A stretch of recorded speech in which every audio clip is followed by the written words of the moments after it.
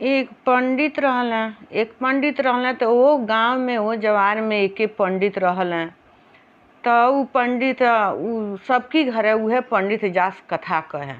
उहे जास कथा कहे तो उ जवार में दूसर पंडित रहबे ना कैलो, उहे पंडित रहले, उहे जास चारू ओर कथा कहे। तो कथा कहे अब जइया ले रहले तइया ले कथा कहले। मर्दे मेहरारू रहेलो, दूगो उनके लइका भई रहेलो। तो लइका रहेलो तौले कुछ दिन के बाद भइल जे पंडिताइन मर गईली। फिर कुछ दिन के बाद पंडित जी मर गईला। अब वो लइकन के पढ़ावे लिखावे वाला केहू ना रहे। केहू अब पंडित अब शादी बियाह में जास कमास तो अपन खर्चा चलावा, सब लइकन के पढ़ाई लिखाई बाप मातारी मर गई।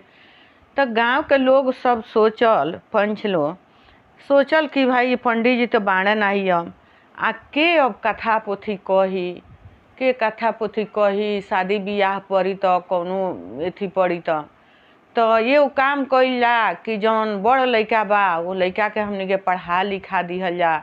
चंदा बिटोर के लइका के पढ़ावल लो सभे राय क के।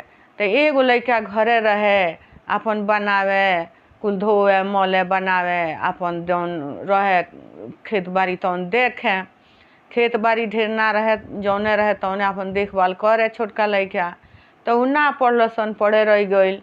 अब बड़का लइका के लोग पढ़ा दिहल अपन शादी बियाह करावे खातिर गाँव में। उ लइका जब पढ़ लेले तो कुछ दिन के बाद अब सबके घरे कथा पोथी तो कह सब उनके शादी खातिर पहुना आ गइल लो। शादी खातिर पहुना आ गइल लो तो देख सुन के अब उनके शादी लोग करावन। जब शादी करा दिहल तो कुछ दिन ले बहुत ठीक रहली। उ पंडिताइन जौन की अइली तो बहुत ठीक रहली, बनावस खियावस दोनों भाई के आ सब अच्छे रहे। कुछ दिन के बाद से उनकी घर में अब चमैनी आवे लागल। जौन की चमैनी महरिन होली जाली सो मेहरारून के मले खातिर उ चमैनी आवे लगली। तो औते अब इनकी लग बैठस उठस आ हंसी मजाक करस। तो लगली पूछे जे कहाँ से सब आवेला ये पंडिताइन, आ रउआ लइका होई तो हम सब करब, हमके कुल मिली। तब यही पोल्हा के पूछे लगली। तब सब पंडिताइन बतौली कि पंडित जी जानी आ सब लोग घर शादी बियाह करावनी, पूजा पाठ करावनी तो लोग अनमन सामान देला, कपड़ा लाता, दू गो भाड़े आवेला। वजह से पहले भाड़ैता आवत रहल, चंगेली में बांस के रहत रहल, केहुली आई पहुँचावे के। तो दू गो भाड़े आवेला, बड़ी सामान आवेला। देखत नहीं कि घर में ठेलल बाटे। आ तो हाँ ठीक बा, बहुत बढ़िया बा। तब चल जा। फिर कुछ दिन ओखते आवे, यहीं ओकर काम रहे। यहीं करते करते कुछ दिन बीतल तो फिर छोटकू के शादी भइल। तो उनके मेहरारू अइली तो मन बनावे खियावे, बहुत खुशी से रहे लोग, कौनो परेशानी ना रहे। एक दिन के बात भइल कि छोटको खाना बनावत रहली, तले आके उ बड़को के लग बैठल रहे। उ महरिन आके बैठल रहली तो यहीं बतियावते कहतड़ी बताई इतना सामान आवता या छोटकू कहीं कम ही ना जाने, को पैसा ना ले आवेले आ अलगे हो जेती जाता है रउआ सब तो सब रउए धनवन होई। इतना निमन सामान सब उहो लोग खाता लो, पियता लो, ओढ़ता लो, पहिरता लो। अब तो ई महरिन उनके कान भर देहली या झगड़ा लगा देहली, उल्टा पुल्टा सिखा देहली। आई अब उन्हीं के बात उ सीख के पाक हो गईली। अपने गेठरी बांध लेली अब कि सही कहनी रउआ, हम अलगा हो जैती तो सब हमरे न होई। तो हाई इहो लोग खाता लो, पियता लो, उनका मेहरा कपड़ा लाता में पहिरतिया एथी करतिया, सही कहलू। अब तो झगड़ा लगा के उ चल गई।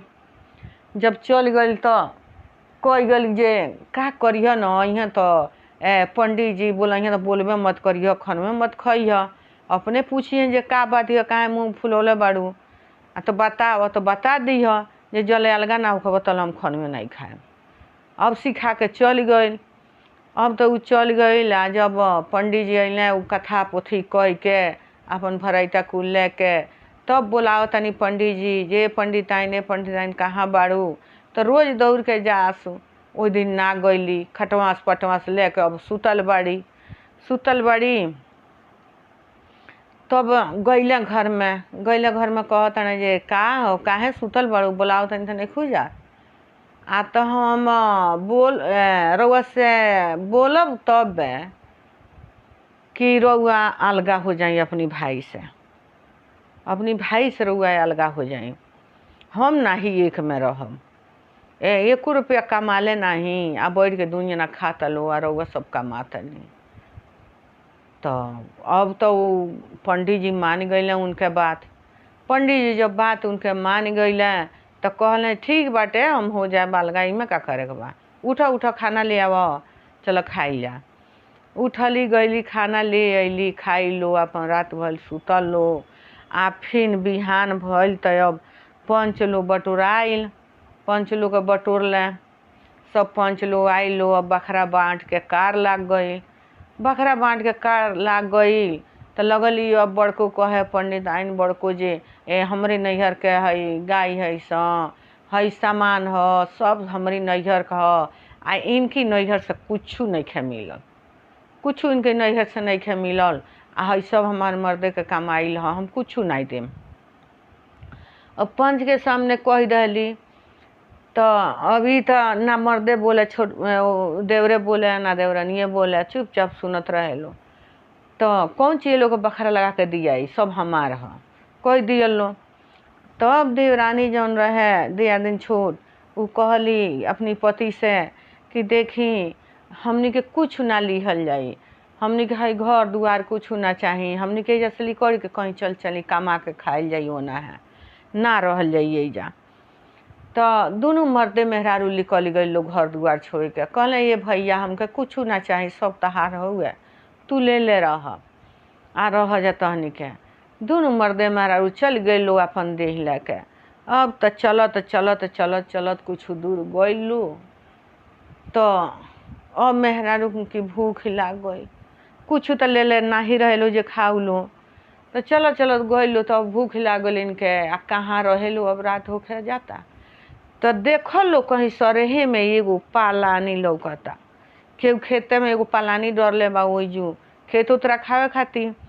तो वो बड़ा सांझ भइले केहू रहे नाही, वही पालानी में उ लोग ढुक गइल लो कि यही में रहल जाई फिर बिहने देखल जाई। अब वही कौनो रात काटावल लो बेखैले पियले पानी, वही रात काटावल लो। अब राती भर भूखन वो लोग के अंगीना लागल, मेहरारू छपटिया भूखन। तब यहाँ से अब अपनी पति से कहताड़ी पंडित आइन कि ऐसन बाटे रउआ जैती राजा साहब के घरे तो उनका से कहती राजा साहब से जे जुरंते के दान महाकायलान। तो अब तो कहली सिखवली बिहाने उठल आ कहले ठीक बा तू एजा रह हम जातनी। तो अब गइले पंडित जी गइले राजा साहब के द्वार पर। जब गइले तो ओई जाऊँ राजा साहब के गार्ड रहे तो कहले ओकरे से कि हमरा राजा साहब से मिले के बा। आ तो राजा साहब अंदर बानी बिजी बानी, या तो जाई कह दीजिए केहू आइल बाटे उ मिले कहता रउआ से। आ तो का हुए बताई। आ तो हम इतने जानता नहीं जुरंते के दान महाकायलान हो, यह हमके राजा साहब से कहे के बा। कहले ठीक बाटे। तब गइले तो कहले राजा साहब से ये राजा साहब आ रउआ से केहू मिले आइल बा दुआरे पर, केहू मिले आइल बा। कहनी राजा साहब जा अंदर बुला ले आओ, हमरी लगे जा बुला ले आओ। तो आइले गार्ड तो बुला के लेके गइले राजा साहब के लगे। कहले राजा बैठा का कहता। आ तो हे राजा साहेब जुरंते के दान महाकायलान, हमके कुछ खाए के दी, कुछ हमने के बनाई खाई जा। मर्द मेहरारू दुनिया ना हमने के उपास से रात भर बानी जा, मेहरारू हमार छपटियातिया खैले भी ना। कहले राजा साहब ठीक बा बैठे जा। गइले अंदर रानी के लगे गइले तो कहले कि ए रानी ऐसन बा जे जितना छाना हमनी के खाना बनेला या खाई जाला, चावल दाल सब्जी आटा घी तेल अचार मरचा माने जितना सामान एक दिन खाई जाला या यूज होला वो सीधा में से सब सामान में से निकाल के आ कोनो अथी में धो के आ दो। एक जने आयल बड़े भूखुआरू बहुत परेशान बा न कुछ बा नाही गरीब, उ कहत जुरंते के दान महाकायलान तो दो उनका के दे दी।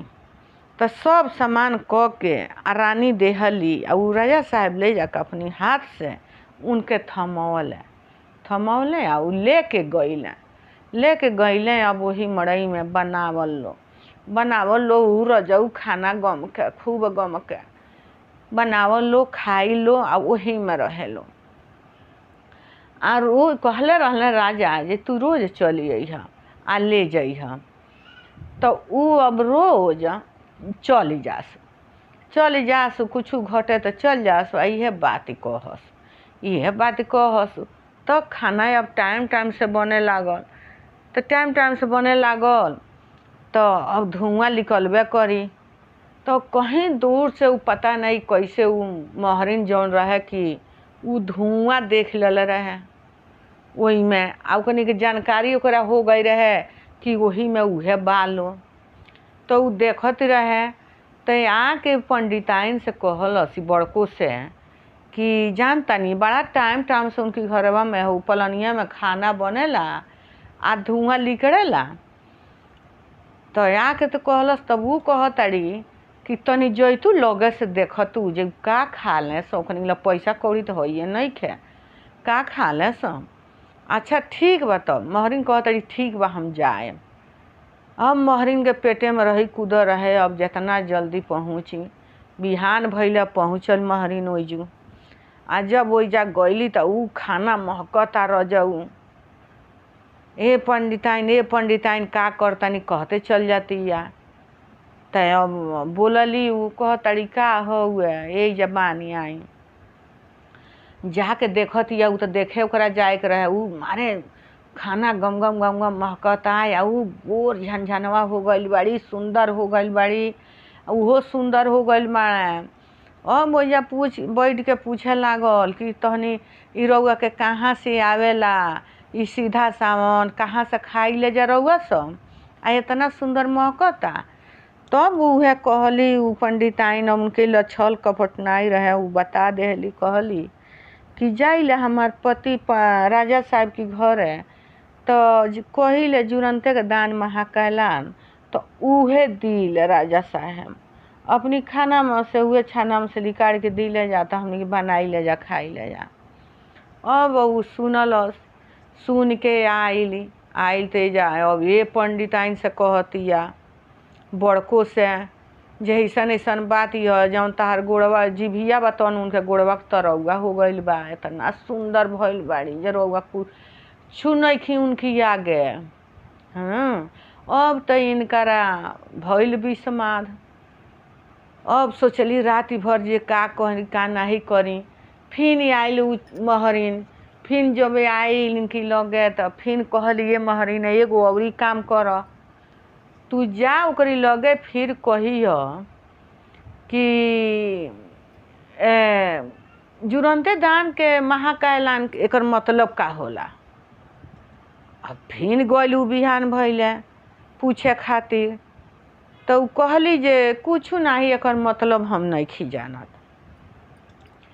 चल आइल लौटानी चल आइल वजह से नहीं बतौली। फिर उ आइल तो अब इ नहीं जानली।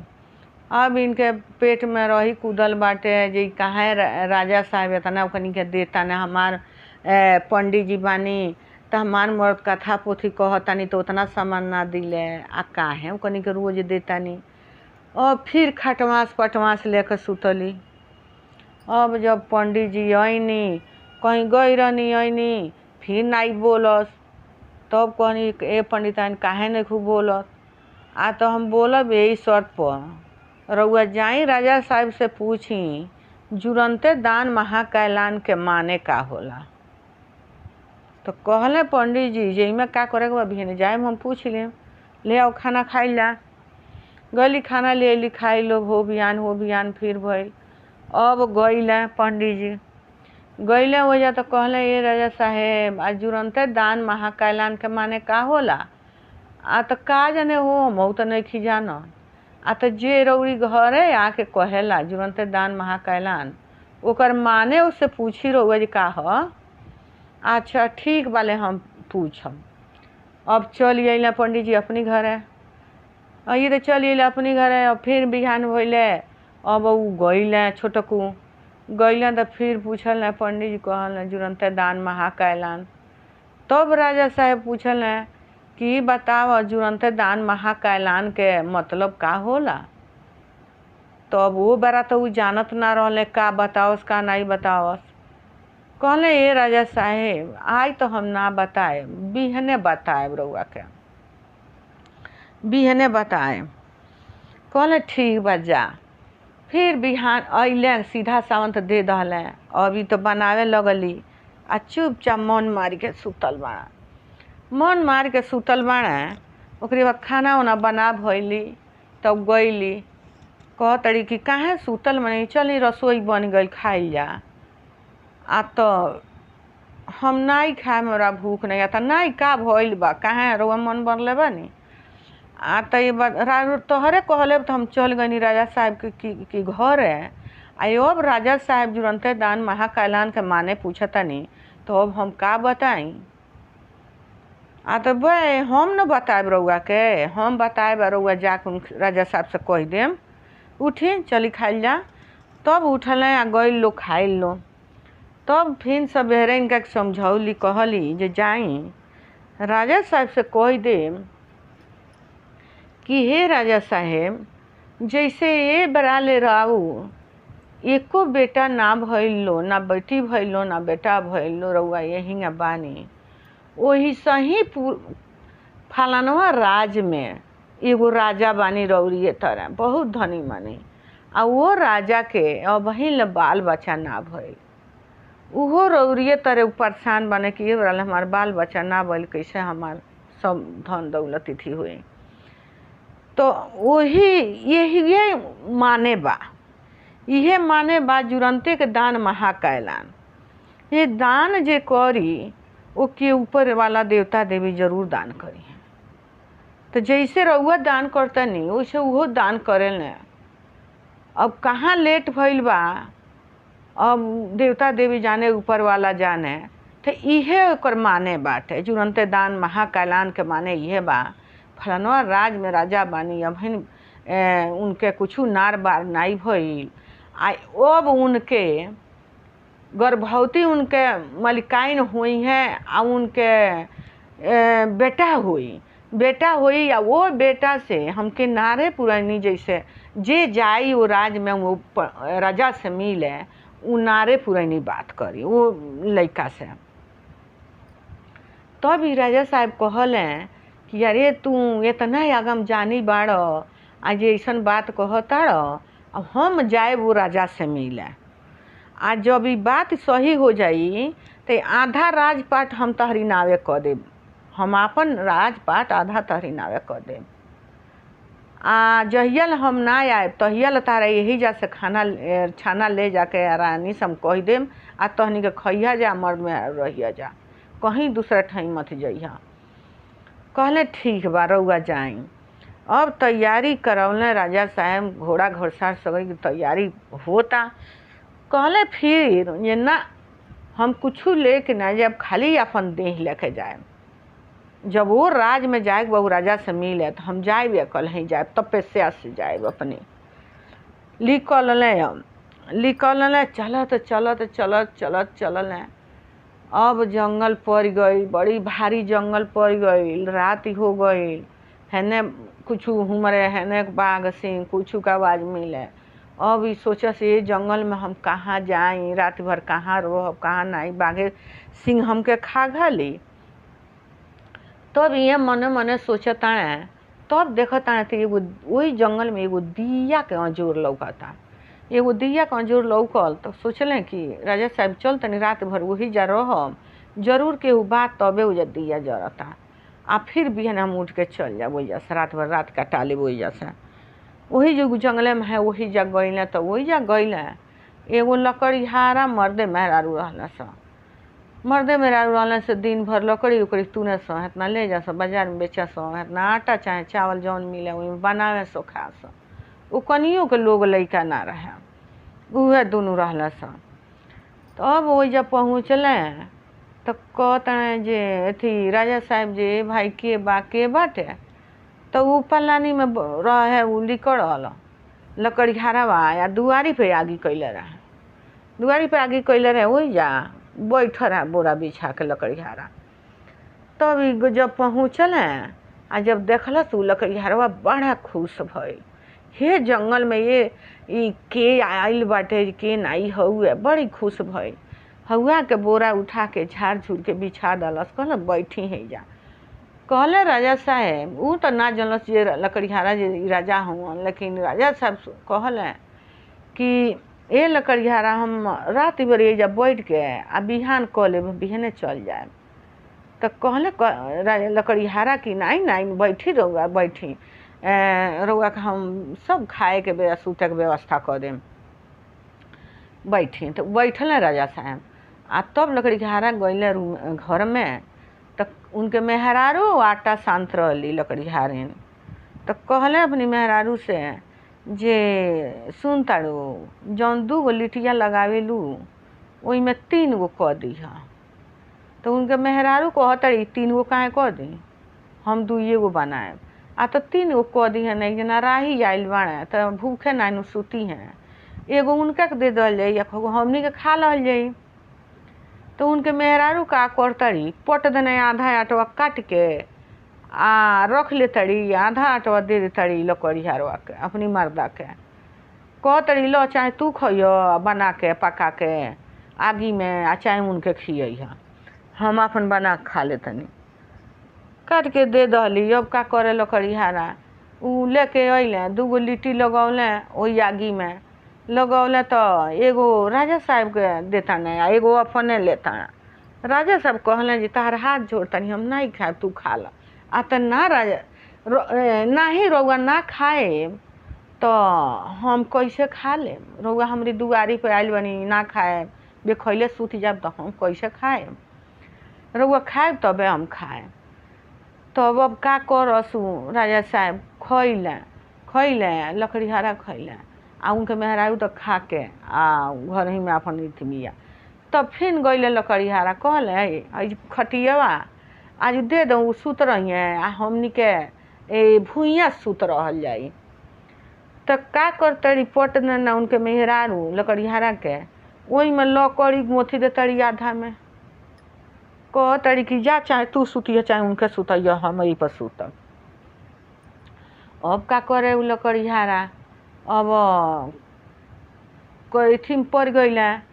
तो कहले जे राजा साहब अथी अब कथा में दौड़ के रजे साहब रहले, रजे साहब आ जाता हमरो मुँह में। तो अब रउआ सुत रही है चरपैया पर सुत रही, तो नहीं दूसरे के एगो पत्नी सुतल बा तहार, हम ओई पर कैसे सुत रही, हम हे जब भुइया बिहान क लेबे बोरवे पर, जा तू सुत रह। तब लकड़ीहारा चल गए, जाके दोनों मर्द मेहरारू सुत गइलो। आ राजा साहब वही जब बोरा पर उठंगल बाड़े, हो बिहान बिहान भइल बा।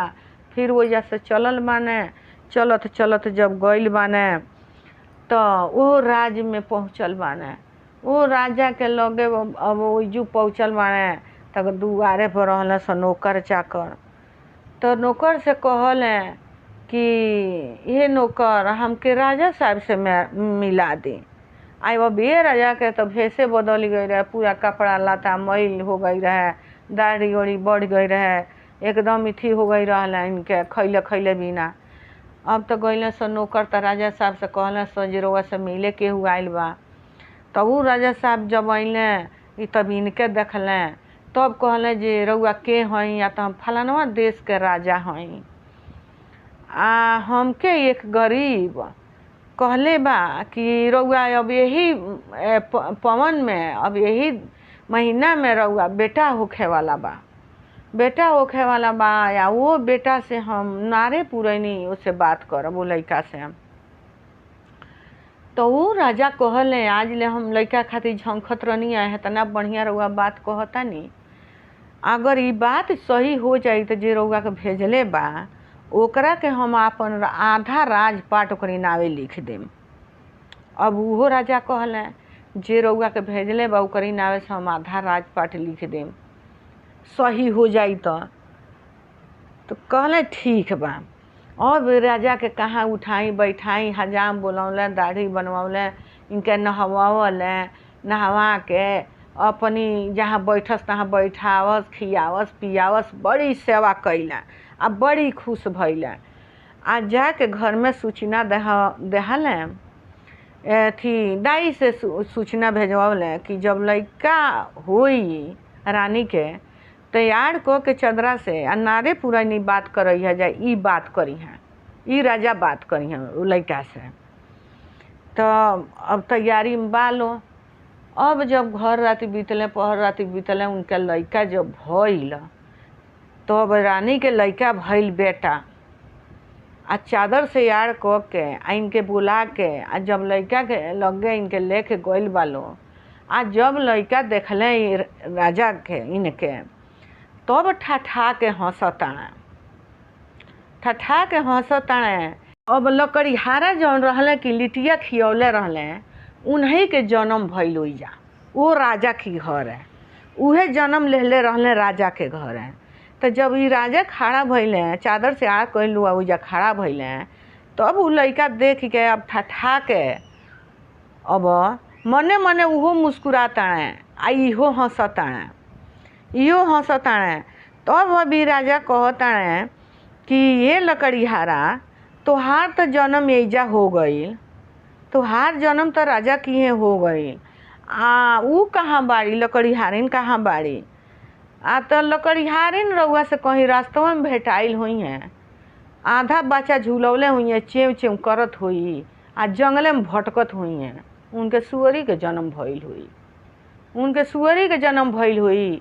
आ हमार राजा के घरे हम बेटा के जन्म ले बानी, हमार बाप अब राजा हो गईनी, आ ऊ जैसा करनी कैले रहली है वैसन भरी हैं, आ वैसन जन्म पौले बाड़ी सुअरी के। आ हम बढ़िया कर्म कैले रहनी तो हम राजा के घरे राजा के बेटा हो गईनी, हमार बाप महतारी हो गई लो, तो उहे उ लकड़ीहारिन रहली है। अब तो ये बात तब सही हो गई, बात सही हो गई। अब वजह से फिर राजा चली अइले ये राजा के लगे, अब उनके नार कटाइल, सब खुशियाँ मनाल गईल, सब भइल। आ तब अब दोनों राजा एक साथे, अब वो जौन रहले पंडित गरीब उनका के बुलावल लो, आधा राजपाट अपन उ लिखलें, आधा राजपाट ये लिखलें। अब तो खूब अमीर हो गईले, राजा महाराजा हो गईले, अब इनका कुछ के दुख ना रहे। तो जब ई जान गईल, जौन बड़ रहे उनके भौजाई पंडिताइन, उ तो जान गईल जे ऐसन ऐसन बात कि वहाँ राजा आधा राजपाट ओकरे नावे लिख दलें, फलानवा राज के राजा आधा राजपाट लिख दलें। अब तो ई केन्हो के ना भइली, साफ भिखमंगिन ओकरी उनकी आगे हो गईली। अब जाके मर्दे मेहरारू दुनू जना ओइजा घिघियाए लागल लो कि हमनी के माफ़ कर, हमनी के थी बहुत हमनी के गलती तहरी साथे कैले बन जा, अब हमनी के गलती ना करब जा, कम से कम अपन दासी बना के हमरा के रख, हम खाना वाना बनाए, तार सब कार धंधा करब, आ तोहरी साथे रहब हम। अब का करस, उनके दियादी रहली, उनके भाई रहले, मुँह माया लागल, तो फिर उनके रखल लो अपनी घरे। अब एक साथ रहे लागल लो, अपन राजपाट चलावे लागल लो, खुशी से रहे लागल लो। हे जिउतिया माई, जे कथा सुनी जिउतिया में उ के बहुत अच्छा रही, आ ओके आशीर्वाद रउआ देले रहब। हे जिउतिया माई, सबके आशीर्वाद बनाई रखब, अपनी कृपा बनाई रखब।